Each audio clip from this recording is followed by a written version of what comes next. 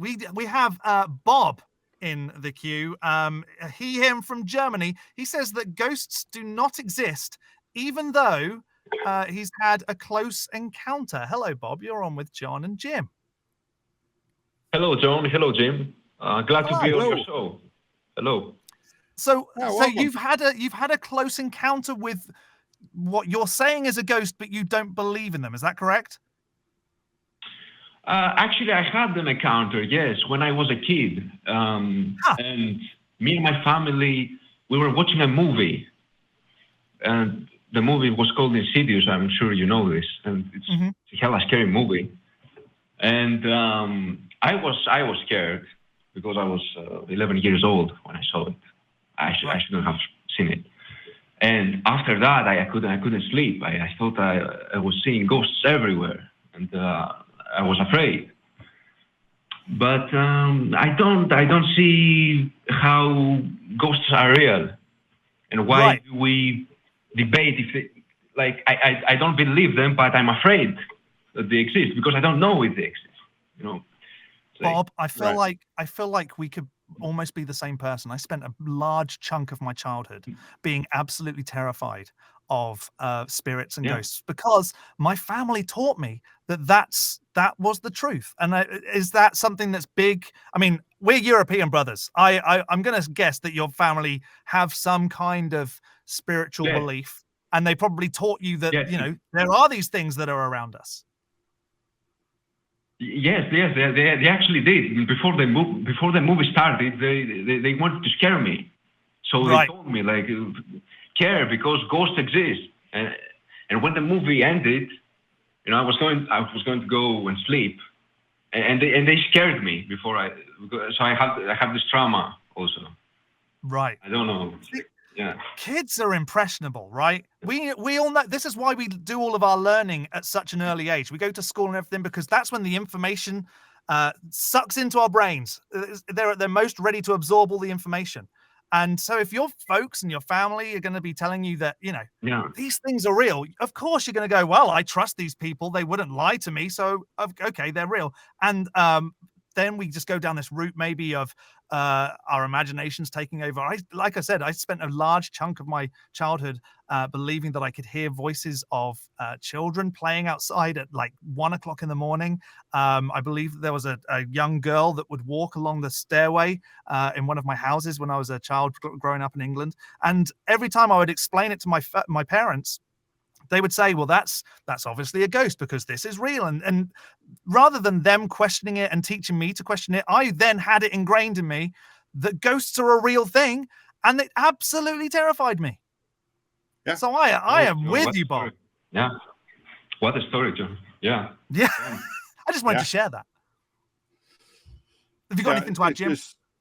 Well, this is kind of the thing, too, is we can't blame our parents too much because they're teaching us things they think are true. Right. And they're doing it to help us to understand the world and to get a handle on what the world is. And that's the problem, right? They haven't been taught, and what we don't teach on a regular basis is critical thinking and how to go about actually thinking about the world. And that's something that I think, shows like this, and we need to, and every other show on YouTube that deals with skeptical thinking helps with. But I think we need to get it in our schools. We need to actually teach critical thinking. Right. So I'm sorry to interrupt. Can I say something here? Mm-hmm. Sure. We say that if ghosts exist, it's like something supernatural, and we use the word supernatural often.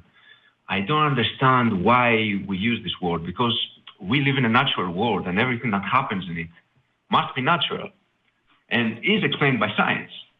Right. So when we say something is supernatural, how can a supernatural take place in a natural world? It's supernatural, so it can't happen. It can't possibly happen. That's my point. That's the real question. Right. That's the question that people who claim the supernatural exists have to come up with is something doesn't exist in the natural world, how are they interacting with it? Right? There has to be some natural mechanism to interact with the natural world. And so what is that mechanism? If we can't detect the ghost, then we can only detect how they interact with it. We can then detect the ghost, right? if you know, if the ghost actually has real works through electronics or electrical fields, we can detect electrical fields. We know how to actually do that. So where's that evidence, right, of them doing that? If they can move objects by, say, changing gravity, we can detect gravity waves. We can detect that.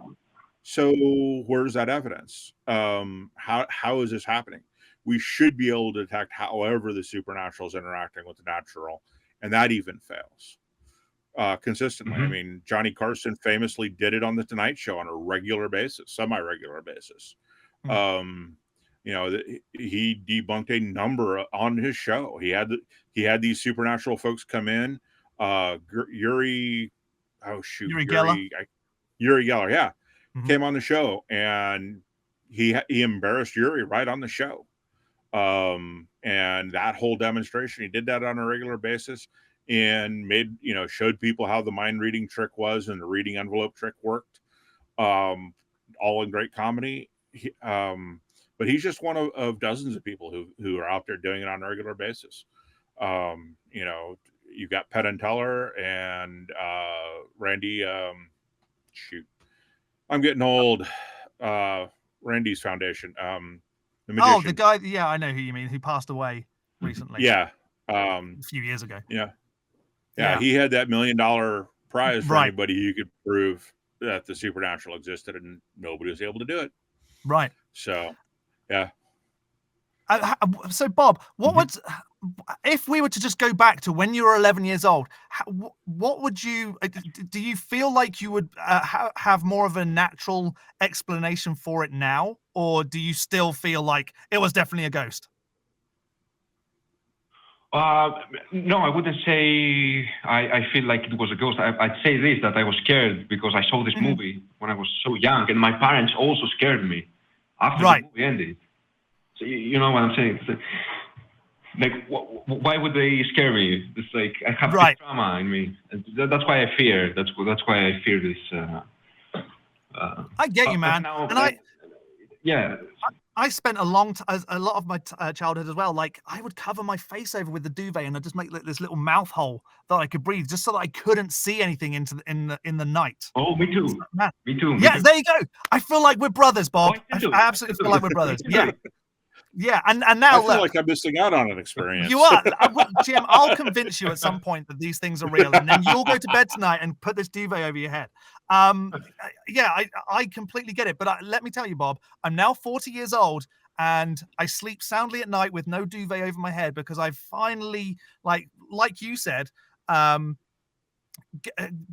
got to the point where I don't believe in this stuff anymore, and I've you know, the supernatural hasn't ever been demonstrated. So, like, if it interacts with the natural world, then it's got to be natural. So then we'd be able to prove it, and it's never been proven. So I don't know. I'm just going to say I had some experiences when I was a young child. I was stressed, and now, fortunately, I sleep very well at night with no lights on as a 40-year-old. Definitely agree. Yeah. So there's hope for you yet, Bob. That's what I'm saying. You'll be fine. That bedspread. Sorry, I had to translate it because I'm a British person. Duvet, bedspread, sheet, whatever. Yeah, it'll come down, and you'll be fine. Maybe. Maybe. Well, we appreciate you calling in there, Bob. Thank you so much for sharing that. Hope that Thank you so much. Thank you so much. You have some sound sleep for the next few nights, thinking that maybe it's not real. Thank you. Thanks, Bob. Take care. Thank you.